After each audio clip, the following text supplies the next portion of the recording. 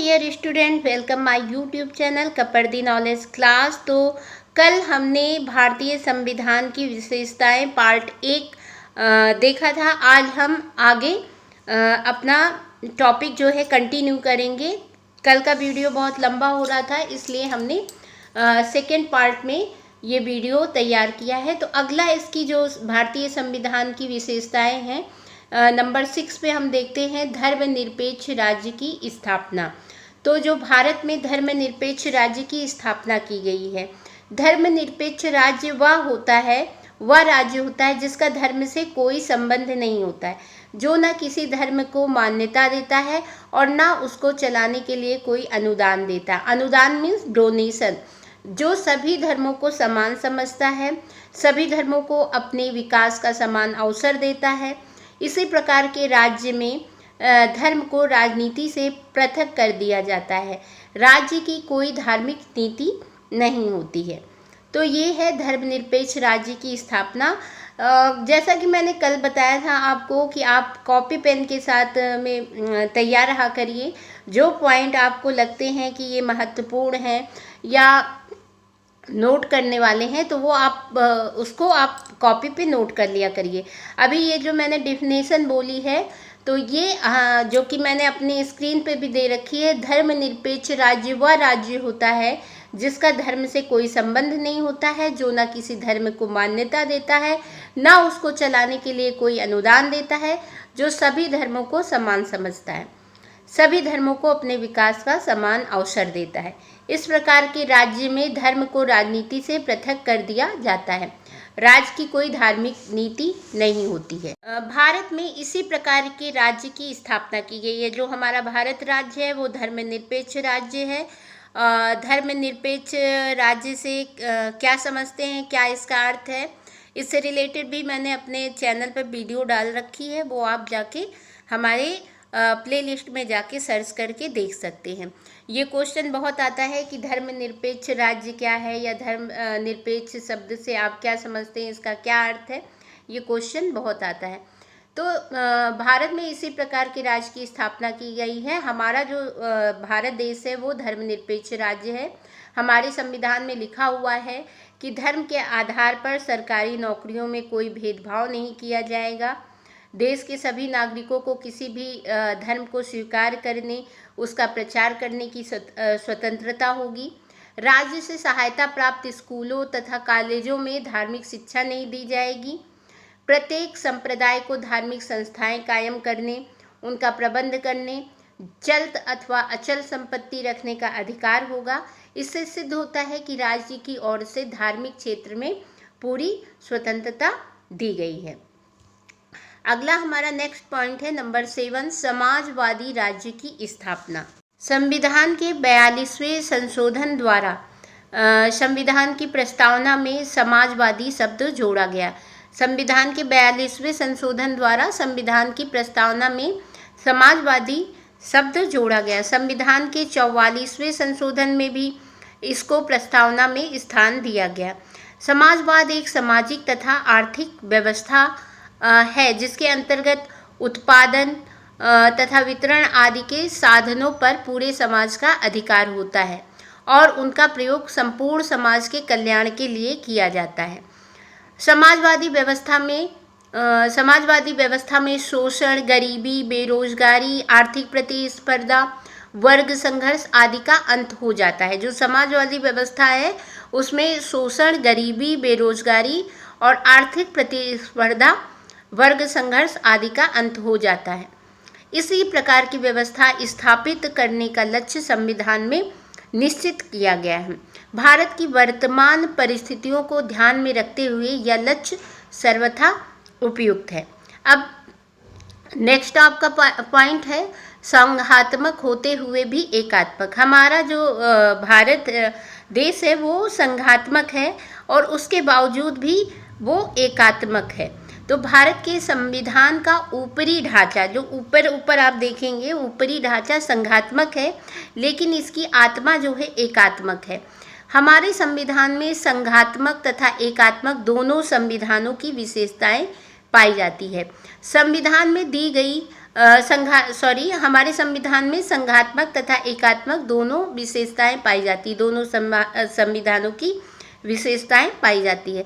संघात्मक संविधान के रूप में सबसे पहले केंद्र तथा राज्यों के बीच शक्तियों का विभाजन किया गया। तो संघात्मक संविधान के रूप में क्या देखा आपने, सबसे पहले केंद्र तथा राज्यों के बीच शक्तियों का विभाजन किया गया। दूसरे में क्या देखा, भारत का संविधान सर्वोच्च है। केंद्र तथा राज्य सरकारों को संविधान में दी गई व्यवस्थाओं के अनुसार काम करना पड़ता है, कोई भी संविधान का उल्लंघन नहीं कर सकता है, कोई भी संविधान का उल्लंघन नहीं कर सकता है। पहला आपने देखा कि संघात्मक संविधान के रूप में सबसे पहले केंद्र तथा राज्यों के बीच शक्तियों का विभाजन किया गया है। दूसरे में आपने देखा कि भारत का संविधान सर्वोच्च है, केंद्र तथा राज्य सरकारों को संविधानों में दी गई व्यवस्थाओं के अनुसार काम करना पड़ता है। और तीसरा जो है आपका, न्यायपालिका जो है स्वतंत्र है, वह संविधान के विरुद्ध प्रत्येक कानून तथा आदेश को असंवैधानिक घोषित कर सकती है।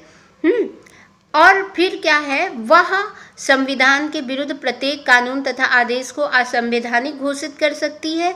आपातकालीन स्थिति में हमारा संविधान पूर्ण एकात्मक रूप धारण कर लेता है। आपातकालीन स्थिति में क्या होता है, आपातकालीन स्थिति क्या कहलाती है, इमरजेंसी, जब हमारे वहाँ इमरजेंसी लग जाती है हमारे देश में, तो आपातकालीन स्थिति में संपूर्ण शक्तियाँ केंद्रीय सरकार के हाथ में आ जाती है।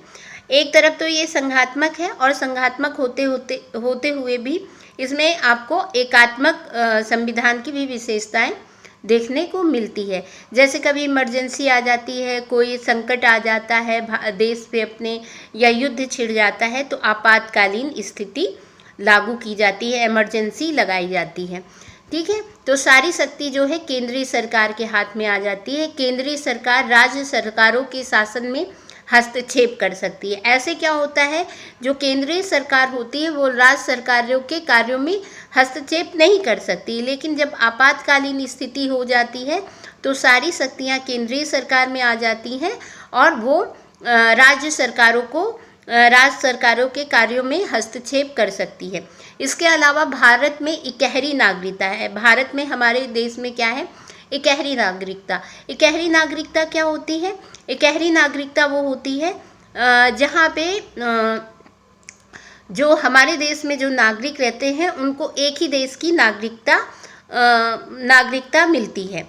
कुछ देशों में क्या होता है, आपको दोहरी नागरिकता भी मिल जाती है, लेकिन हमारे देश में इकहरी नागरिकता है। न्याय प्रणाली एक सी है, जितनी भी न्याय प्रणाली है वो एक सी है, तथा एक सी अखिल भारतीय सेवाएं हैं। इससे सिद्ध होता है कि भारत का संविधान क्या है, एकात्मक है।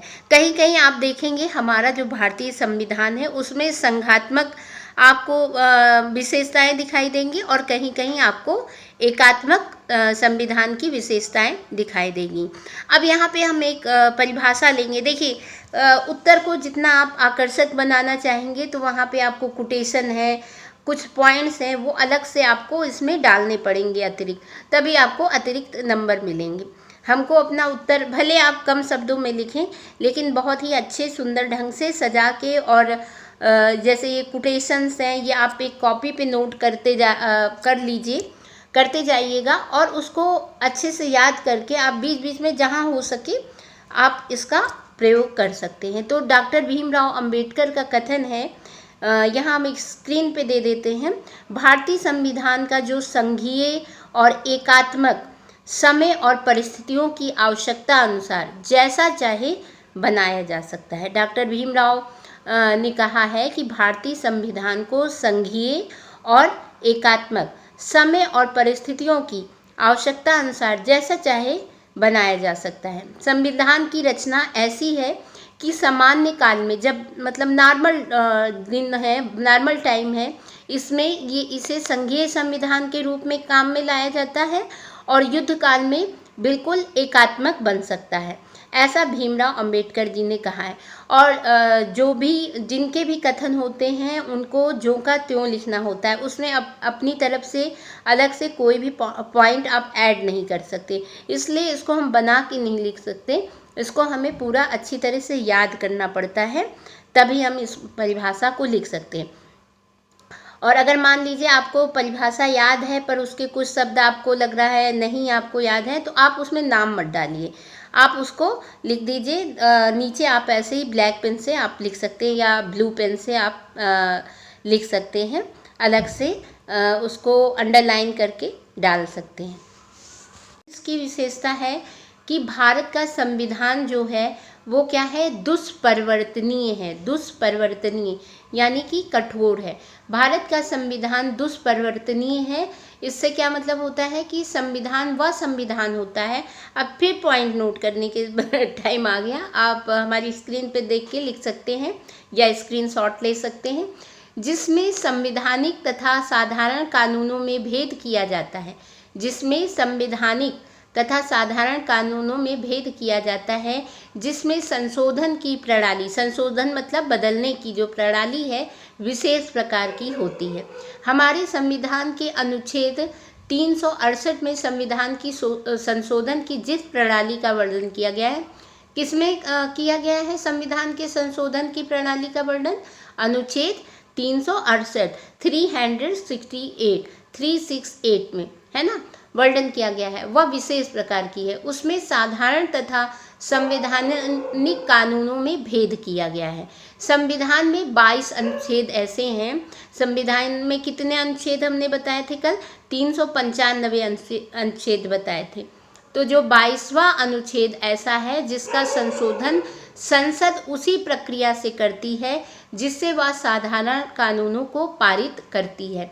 इसी कारण भारतीय संविधान के विषय में कुछ लोगों को यह भ्रम पैदा हो गया है, मतलब भ्रम क्या, डाउट हो गया है कि भारतीय संविधान का कुछ भाग लचीला है, लेकिन यह बात गलत है, क्योंकि साधारण कानून की तरह से संविधान में जो परिवर्तन किए जाएंगे उन्हें अनुच्छेद 368 यानी कि 368 की दृष्टि से संशोधन नहीं माना जाएगा। इसी कारण इस प्रणाली का उल्लेख अनुच्छेद 368 यानी कि 368 में नहीं किया गया है।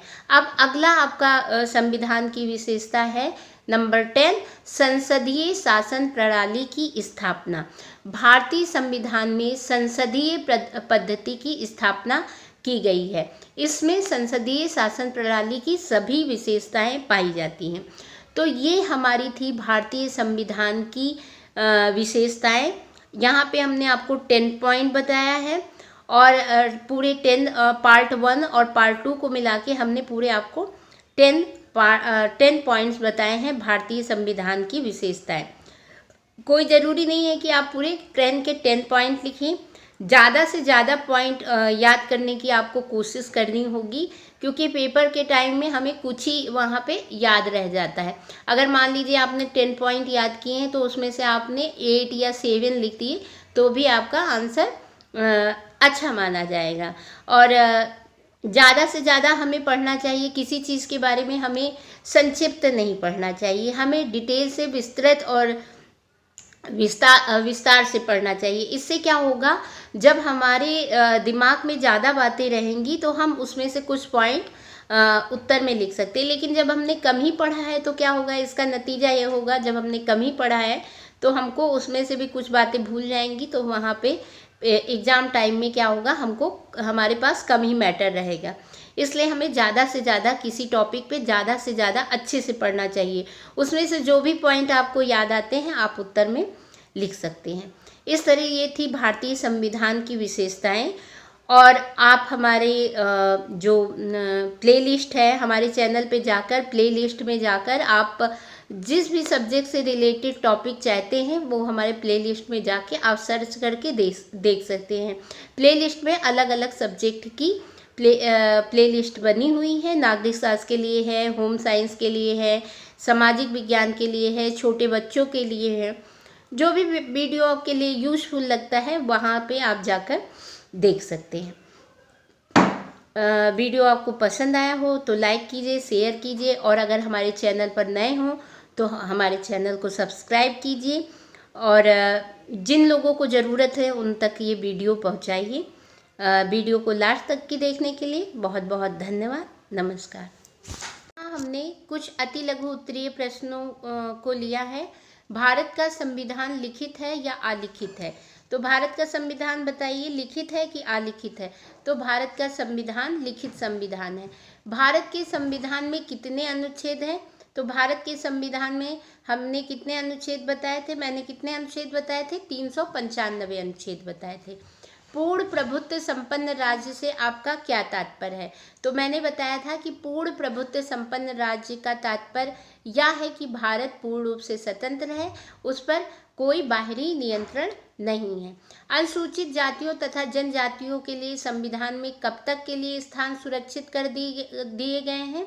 तो सन 2000 तक के लिए। ये पुरानी हमारी पुराने नोट्स हैं तो 2000 तक की है, और इसका लेटेस्ट आपको जो होगा मैं बताऊंगी।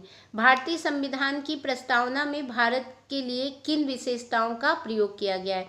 जो भारतीय संविधान की प्रस्तावना है उसमें भारत के लिए किन विशेषताओं का प्रयोग किया गया है? तो ये है प्रभुत्व संपन्न राज्य, समाजवादी राज्य की स्थापना, धर्मनिरपेक्ष राज्य की स्थापना, लोकतांत्रिक राज्य की स्थापना, गणराज्य की स्थापना। भारतीय संविधान की कोई विशेषताएं बताइए। तो मैंने बहुत सारी विशेषताएं बताई हैं भारतीय संविधान से संबंधित, कम से कम 10 विशेषताएं मैंने बताई हैं, उसमें से आपको 2 विशेषताएं बतानी है। तो लिखित संविधान और पूर्ण प्रभुत्व संपन्न लोकतांत्रिक संविधान। तो ये कुछ आपके अति लघु उत्तरीय प्रश्न थे जो मैंने यहाँ पे शामिल किए हैं।